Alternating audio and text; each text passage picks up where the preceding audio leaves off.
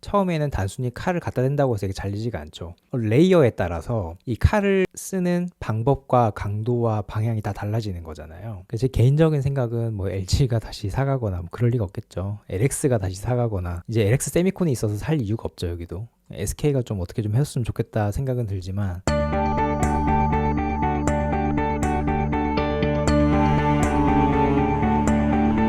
안녕하세요. 한 주간의 테크 이슈를 정리해드리는 안석현의 테크나들이 3월 둘째 주 시간 시작하겠습니다. 오늘 이렇게 세 가지 소식 준비했는데요. 제가 시간 표시해둘 테니까 바쁘신 분들은 요 뒤에 가셔가지고 요거나 요거 먼저 보셔도 상관없습니다. 자, 첫 번째 소식은 필옵틱스가 유리기판용 싱귤레이션 장비를 첫 출하했다는 소식입니다.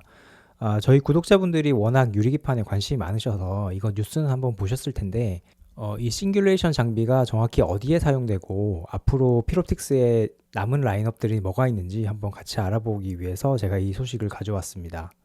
자, 우리가 이 글래스 코어 기판을 만든다고 봤을 때 유리 한 장당 하나의 반도체 기판이 나오는 게 아니라 이렇게 큰 기판에다가 한 번에 여러 개를 만듭니다. 그래야 아무래도 생산하기가 효율적이겠죠. 그러면 이 한 변의 길이가 만약에 510이면 여기가 한 515mm 정도 될 텐데, 이렇게 만들어서 이렇게 벌집 모양으로 잘라가지고 하나의 반도체 기판을 취하는 거죠. 이 사진에 자세히 보시면 여기서부터 이만큼, 이 하나가 반도체 기판 하나거든요. 그러면 가로에 8개가 있고 세로에 7개가 있으니까 총 56개를 한 번에 만드는 거죠. 그래서 이렇게 하나를 떼어나면 여기 오른쪽에 있는 것처럼 반도체 기판 하나가 완성이 되는 겁니다. 그래서 이 원장 크기의 글래스 기판을 오른쪽처럼 하나로 만드는 그걸 바로 싱귤레이션이라고 하고요. 여기에 필옵틱스가 만든 레이저 장비가 사용이 됩니다. 그러면 좀 의아할 수 있는 게, 싱귤레이션이라는 기술이 기존의 PCB 산업에서도 많이 쓰였기 때문에 그러면 그거는 뭐 기존의 회사들이 더 잘하는 거 아니야? 굳이 필옵틱스 장비를 써야 되나? 이렇게 생각하실 수도 있는데, 그건 좀 이런 측면이 있을 것 같습니다. 기존의 PCB 산업, 특히 뭐 반도체 기판 산업에 사용됐던 코어는 지금 글래스 기판에서 고려되는 이 유리가 아니고 이 부분이 플라스틱 부분이었죠. 플라스틱.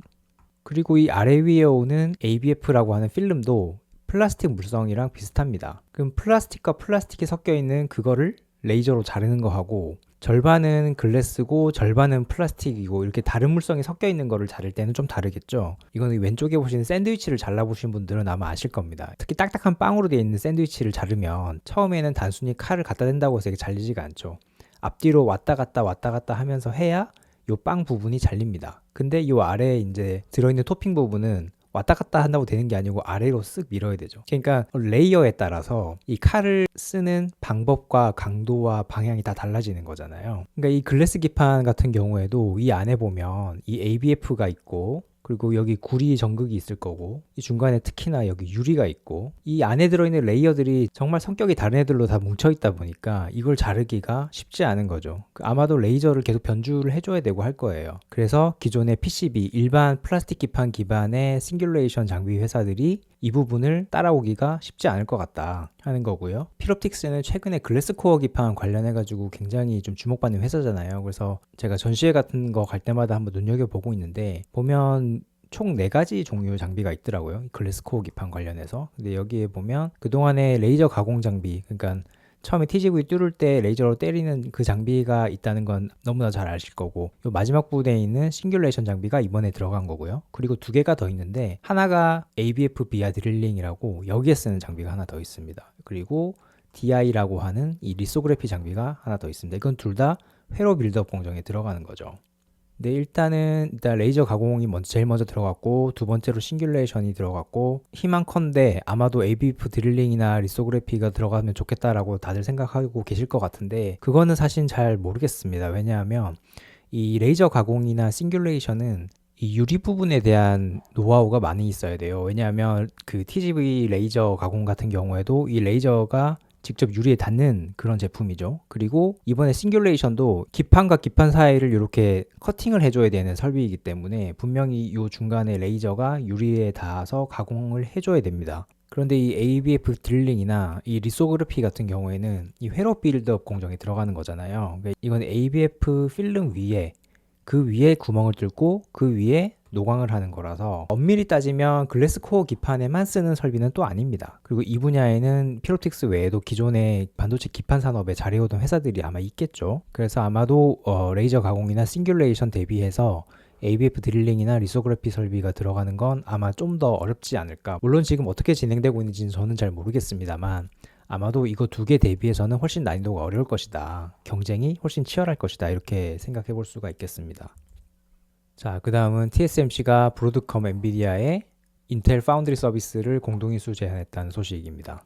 정말 우리나라도 그렇지만 지금 미국도 한시도 조용할 날이 없는데요. TSMC가 브로드컴, 엔비디아, 여기 AMD까지 포함해서 인텔 파운드리 서비스를 같이 인수하자. 인텔 파운드리 서비스가 결국은 인텔의 제조 부분입니다. 제조.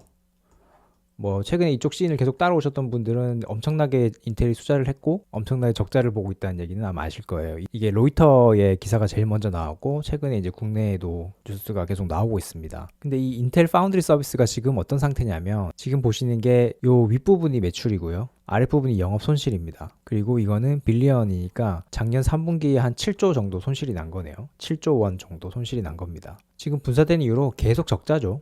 근데 이런 회사를 TSMC가 과연 원해서 인수를 할까? 전혀 아니겠죠. 지금 트럼프가 계속 이렇게 압박을 하고 있습니다. 미국 반도체 사업을 대부분이 대만이 가져갔다.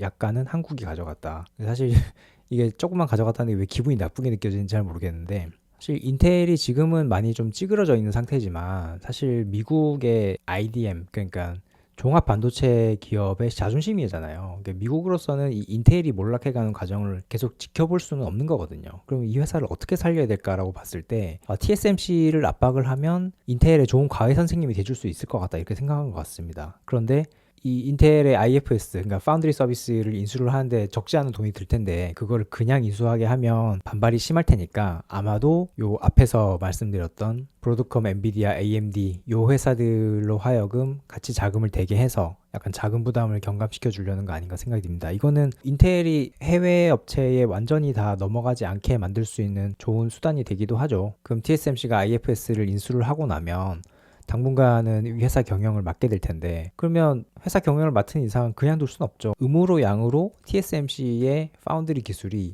IFS로 넘어갈 수밖에 없겠죠. 물론 핵심 기술은 주지 않겠지만 회사가 자생력을 갖출 수 있게끔은 해줄 거란 말이죠. 그래서 아마도 트럼프가 지금 이렇게 TSMC를 압박하는 게 아닌가 싶은 생각이 듭니다.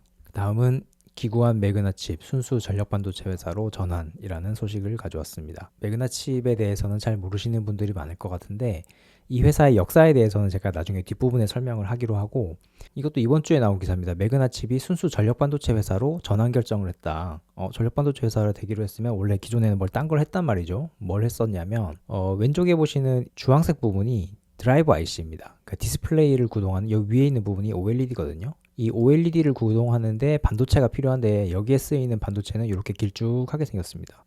특이하죠? 예, 길쭉하게 생긴 이 반도체를 매그나칩이 생산했고 요 하나의 사업이 있고 나머지 하나의 사업이 이제 전력 반도체인데 이 중에 이 부분을 이제 포기하겠다는 거죠. 그럼 갑자기 잘 하던 사업을 왜 포기하냐? 그건 2021년에 이 회사가 중국계 펀드에 매각되려고 했던 사태 때문입니다. 지금 이 회사는 특별히 뭐 대주주, 최대주주 이런 개념이 있는 게 아니라 나스닥에 상장돼서 여러 회사가 쪼개서 가지고 있거든요. 근데 2021년에 중국계 와이즈로드 캐피털이라고 하는 펀드가 이 회사를 공개 매수하려고 했었습니다. 근데 당시에 미국 행정부가 반대를 했죠. 미국 재무부 산하에 외국인 투자위원회라고 하는 데가 있습니다. 보통 뭐 CFIUS 뭐 이렇게 쓰는데 여기서 이 회사가 나스닥 상장 회사이기 때문에 너희는 중국 회사에 매각될 수가 없어 이렇게 반대를 해버리는 바람에 매각이 무산이 됐어요. 근데 문제는 이 회사가 매각이 무산된 그 자체는 아닙니다. 사실 뭐 매각 자체는 다시도 시도해 볼 수 있는 거죠. 진짜 문제는 그 뒤에 일어났는데 기존의 매그나칩의 디스플레이 구동칩 사업의 주요 고객사는 삼성 디스플레이였는데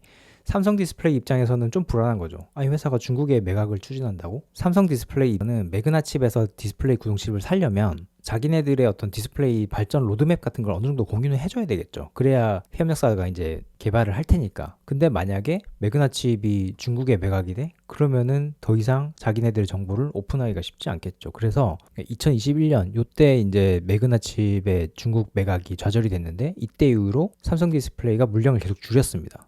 그래서 이게 지금 매그나칩의 연간 매출인데 좀 살벌하게 떨어지죠. 이렇게 떨어진 거의 대부분은 사실 디스플레이 구동칩 매출이 줄었다고 보면 되겠습니다. 그 자리는 원익그룹이 가져갔는데, 원익이 원익 D2i라는 회사를 만들어서 삼성 디스플레이의 OLED용 DDI, 이 DDI가 디스플레이 구동칩입니다. 이거를 곧 공급을 하게 될 것 같습니다. 그러면 이제는 더 이상 매그나칩이 삼성 디스플레이 넣기는 더 어려워지겠죠. 자기네 자리를 차지하고 들어온 회사가 생겼으니까. 그래서 더 이상 디스플레이 구동칩 사업은 하지 않고 순수 전력 반도체 회사로 전환을 결정을 한다. 공식적으로 어나운스 한 걸 보면 관련 사업을 매각을 할 수도 있고 합작사를 만들 수 있고, 안 되면 아예 그냥 사업 중단을 할 수도 있다, 뭐 이렇게 좀 살벌하게 써놨더라고요. 근데 매그나칩 생각하면 참 기구한 것 같다는 생각이 많이 드는 게, 원래 매그나칩의 전신은 LG 반도체입니다. LG가 IMF 때 현대전자의 반도체 사업을 양도를 했잖아요. 그래서 합병이 된 게 이제 하이닉스죠. SK가 인수하기 전에 하이닉스도 사실 SK에 인수되기 전까지는 제코가 석자였기 때문에 우리는 메모리에 앞으로 집중을 하겠다. 그래서 빈메모리 부문은 2004년에 분사를 했습니다. 그 분사에서 나온 회사가 매그나칩이에요. 그리고 매그나칩은 2020년도에 파운드리를 분사를 했고, 그게 키파운드리입니다. 이거는 나중에 하이닉스가 다시 가져가죠. 그래서 SK 키파운드리가 되고, 그래서 따지고 보면 LG가 현대에 반도체를 넘기고 나서 메모리 부분은 하이닉스로 갔다가 SK 하이닉스가 됐고, 파운드리 부분은 키파운드리로 분사됐다가 SK 키파운드리가 됐고, 근데 비메모리 설계 부분은 아직 매그나칩으로 남아있는 거죠. 사실 이 사이에 제가 다 생략을 하긴 했는데, 굉장히 중간에 뭐 이 펀드에 팔렸다가 저 펀드에 팔렸다가 고생을 많이 했습니다. 근데 이제 지금쯤 뭔가 자리 좀 잡았으면 좋겠는데, 제 개인적인 생각은 뭐 LG가 다시 사가거나 뭐 그럴 리가 없겠죠. LX가 다시 사가거나, 이제 LX 세미콘이 있어서 살 이유가 없죠. 여기도 SK가 좀 어떻게 좀 해줬으면 좋겠다 생각은 들지만, 다들 요즘에 다들 제코가 석자라 잘 모르겠습니다. 자, 오늘은 이렇게 세 가지 소식을 알아봤는데요. 저는 이 두 번째 소식이 자꾸 눈에 밟힙니다. TSMC는 어떻게 보면 미국 정부에 의해서 강압적으로 IFS를 지금 떠맡는 좀 그런 모양새잖아요. 근데 만약에 삼성전자가 못 이긴 척 이 제안을 먼저 던져봤으면 어땠을까 싶은 생각이 들거든요. 물론 그렇게 하려면 삼성전자도 파운드리 사업부를 아예 분사를 해서 같이 합작사를 만들고 해야 되니까 이제 뭐 삼성에서 떨어져 나가겠지만, 사업이 어느 정도 관계성은 옅어지더라도 뭔가 파운드리 사업에서 좀 브레이크스루를 만들 수 있지 않았을까 싶은 생각도 좀 들어서 계속 이 소식이 눈에 밟힙니다. 자, 오늘 준비한 소식은 여기까지고요. 다음 주에 더 유익한 소식으로 찾아오겠습니다. 구독, 좋아요, 알림 설정 해주십시오. 감사합니다.